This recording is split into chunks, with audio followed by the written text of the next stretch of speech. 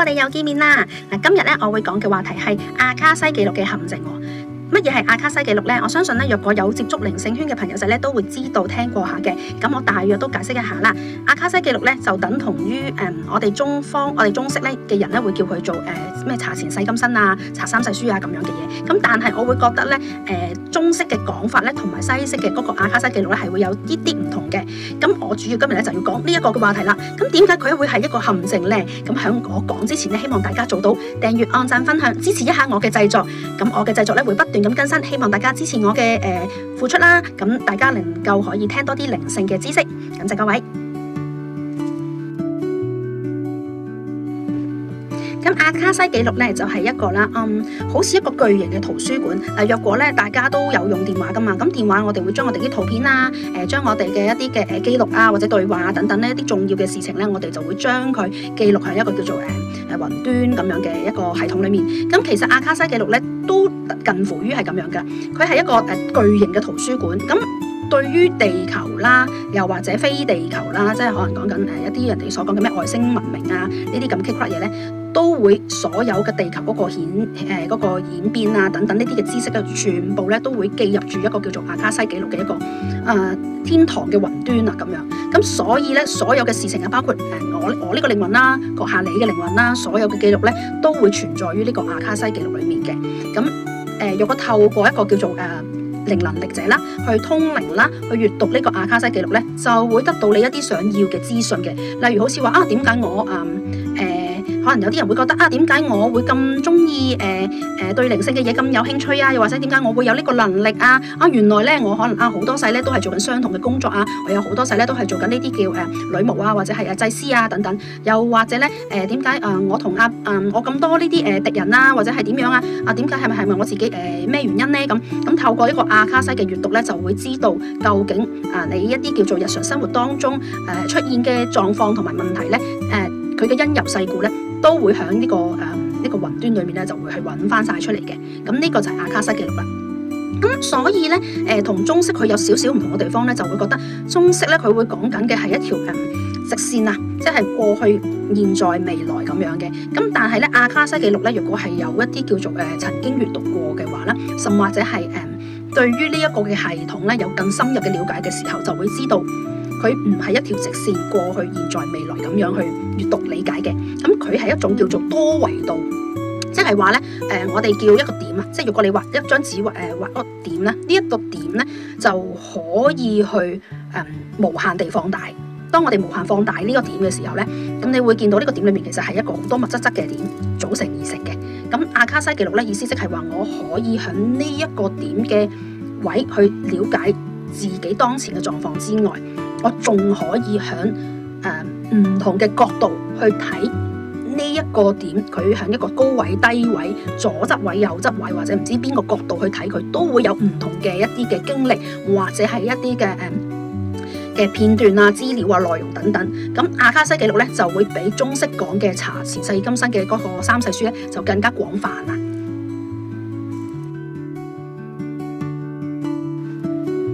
我會覺得咧，呢個阿卡西記錄咧，點解會好似突然之間咧從天而降咁樣咧？我相信喺我細個或者大家聽眾啦，佢細個嘅時候咧，冇理解呢個 terms 嘅，好似阿卡西記錄係叫做近呢幾十年響西方嘅社會啦，就開始有出現，透過一個叫做靈能力者啦，一啲叫做可能一啲催眠師啦，又或者係一啲叫做我頭先所講嘅叫做一啲靈性工作者啦，佢哋開始發現咗呢件事，發現咗呢嚿嘢。咁然之後咧就去到我哋呢個嘅即係叫中華地區啦，咁樣咁先至開始慢慢俾人哋可能由西方咁樣傳落嚟嘅一個系統啦。咁其實佢點解會突然之間空降嘅咧？我會覺得其實佢嚟嘅意思咧係絕對係有個價值嘅，因為冇嘢係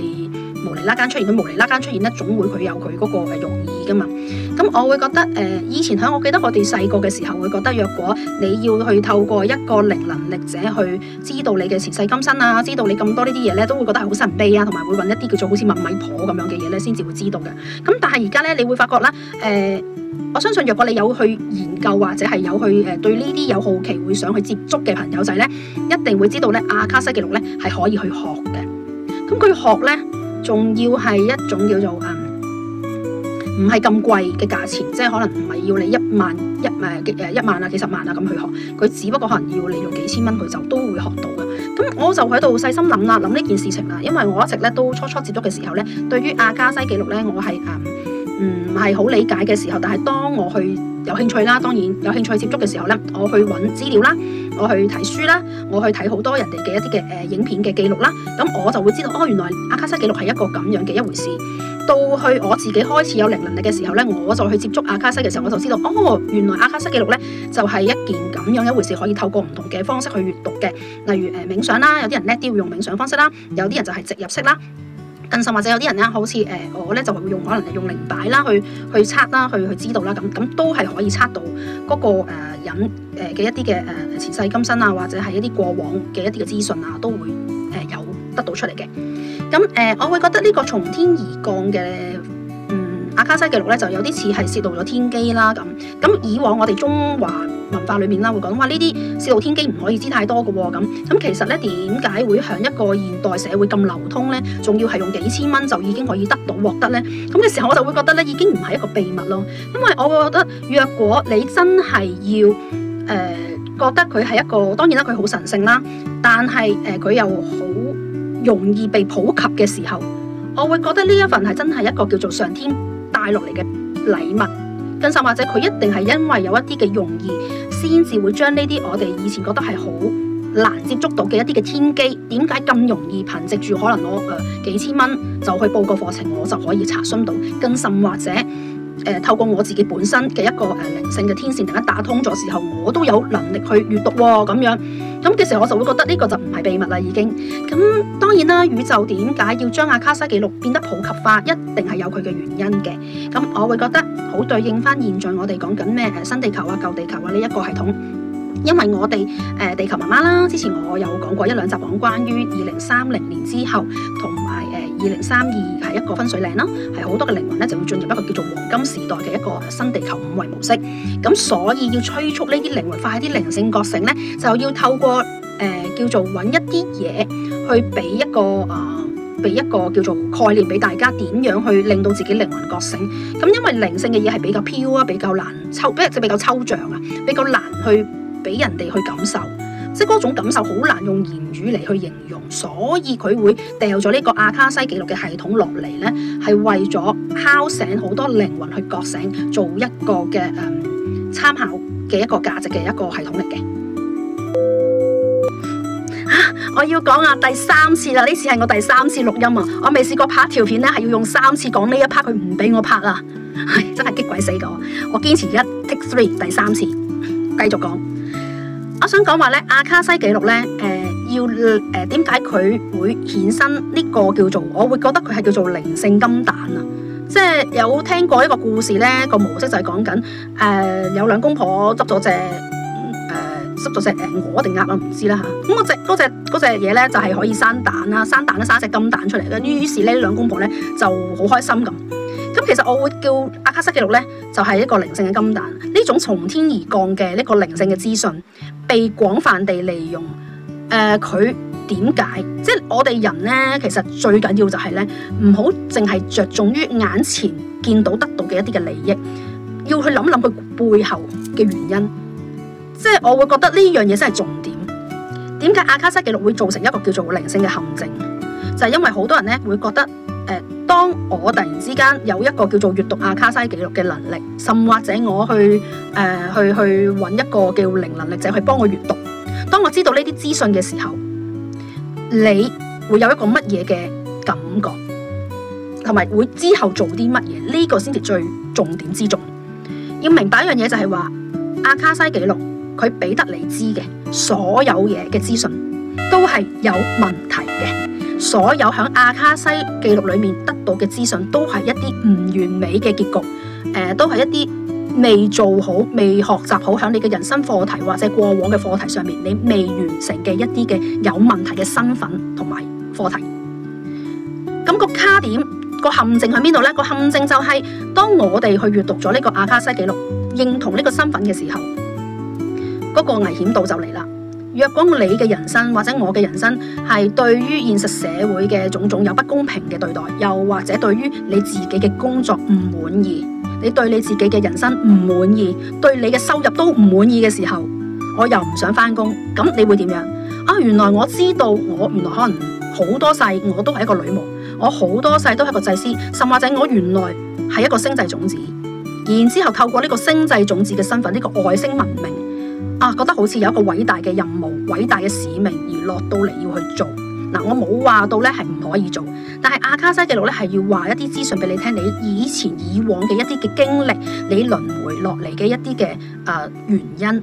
然之後透過你知道嘅呢啲資訊，去點樣改變你現在目前喺呢一個時空，喺現在當下呢個 moment 嘅時間，你點樣去令到你嘅人生優化？呢個先係一個重點。咁阿卡西記錄呢，佢就係一個要你去明白，若果當我哋知道咗呢個身份嘅時候，俾你嘅一個嘅作用係乜嘢？就係要你知道呢個有問題嘅身份，就係要你去重新去改變佢。例如你係一個星際種子。你對於你過往一個閱讀理解嘅阿卡西就係話啊，我知道原來我破壞咗個星球，又或者呢個星球係因為一啲嘅戰役而令到呢個星球點樣嘅瓦解。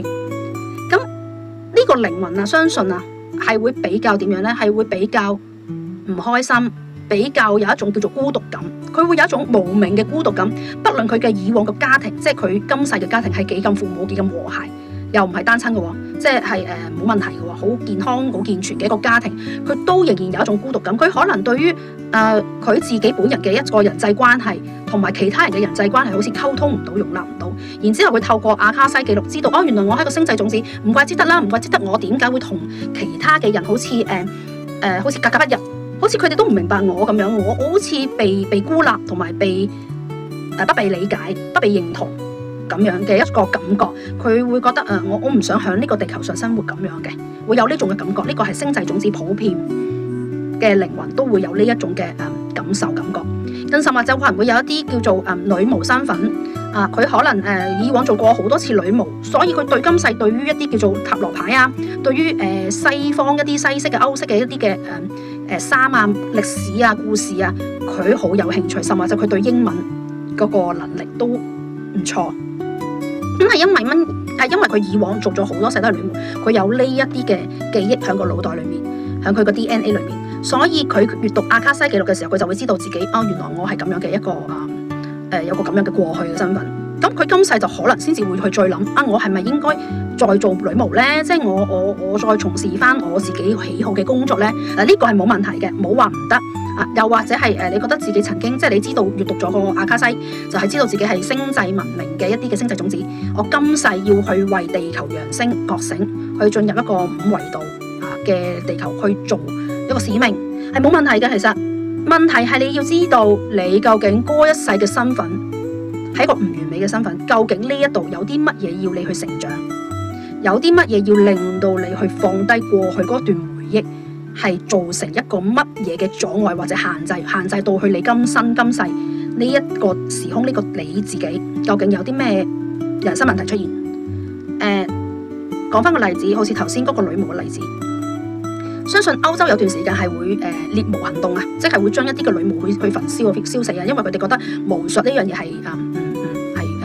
係邪惡嘅，係唔應該存在嘅咁樣。咁所以有一啲叫做閱讀咗阿卡西記錄之後，佢知道自己係女巫身份嘅時候，佢可能喺你今世嘅時候，佢對於火或者係對於一啲叫做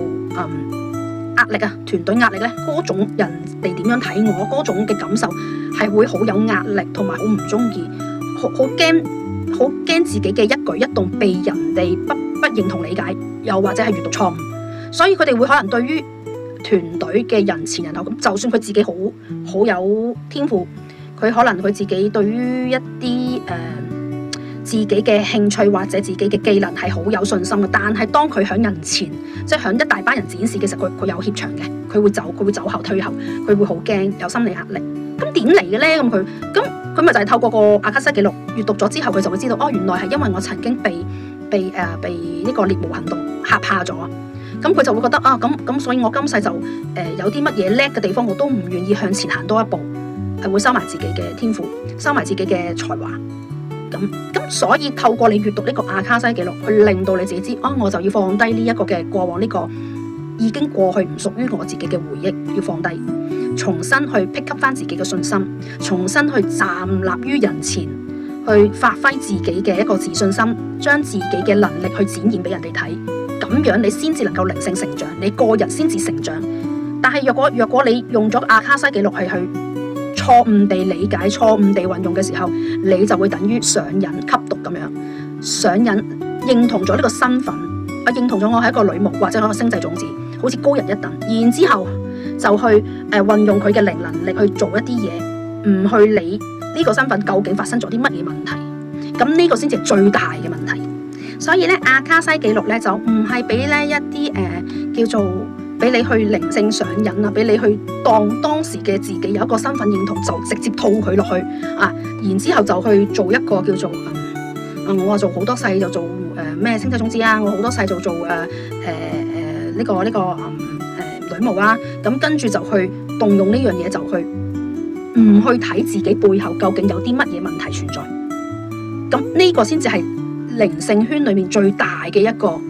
混亂位，同埋一個最大嘅陷阱，靈性逃避上癮。甚至乎有啲人係誇張到係會離晒地抽離，即係佢完全覺得自己我就係呢個咁樣嘅身份，我就係因為前世曾經做過呢個嘅特殊嘅一個身份嘅時候，我唔理即係父母唔認同我，或者係我周邊嘅朋友唔認同我，係正常嘅咁樣。咁嘅時候你就等於靈性逃避同埋靈性上癮啦，因為你直接就將自己個身份，當你自己唔滿意你嘅事業，唔滿意你嘅生活狀況，唔滿意你嘅人生狀態嘅時候，我就直接將呢個我套入去一個我以往已經曾經做過嘅一個女巫身份，或者係一個星際種子身份，然之後就離晒地，就覺得人哋不被理解，即係人哋唔理解我係好正常噶咁樣，因為我係特殊嘅存在咁樣。然之後就父母唔明白我都係好正常噶，因為佢哋不被理解，佢哋普通人，我要大愛，跟住就話俾佢聽，我就唔同佢計較，亦都唔同佢拗。然之後就覺得自己咧就真係星際種子咁，覺得自己就真係女巫咁，所以佢哋唔理解我做緊啲乜嘢係好正常咁樣，咁就錯晒啦。咁就真係完全投入咗一個叫做靈性陷阱，同埋靈性上癮，如同拍藥。咁我寧願你當初唔去閱讀呢個阿卡西記錄啦。所以呢個阿卡西記錄佢本身係一個中性嘅存在，但若果我哋因為個人嘅一啲嘅匱乏而去直接去套用，又唔會去再去理解點解要俾你知道，淨係直接套入嘅時候，以為係一個叫做我今世唔滿意嘅一個嘅樹窿，一個包住自己，我唔使再去面對我嘅人生，我唔需要再去睇人哋點樣睇我，呢個會叫做假高頻，我會叫做假性嘅高頻同埋假性嘅覺醒，根本就未覺醒。所以呢啲時候就係最危險嘅，因為佢好多時候會出現好多一啲叫做我哋會容易出現一個叫做離一地啊，去當佢去揾咧，佢就會揾一啲同佢一樣，大家會覺得你又係靈性星際種子啊，你又係女巫啊，我哋大家圍爐取暖，跟住當現實生活社會嘅戰爭啊，或者係一啲嘅社會嘅問題啊，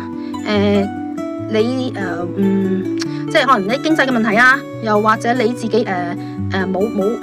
伴侶啊，呢啲咁樣嘅問題，即係呢啲你應該係有問題嘅地方，無視，覺得佢哋係正常㗎，因為我自己係一個點樣嘅存在，所以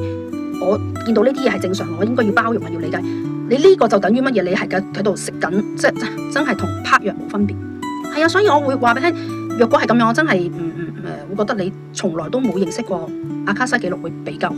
所以任何一件事情，任何一件物品都係中性嘅，問題係你有冇背後一個嘅褪後嚟睇一睇，諗一諗點解佢要俾你知道，你點樣去運用，點樣去利用？究竟你會選擇一個叫做靈性逃避嘅方式，還是去直視究竟點解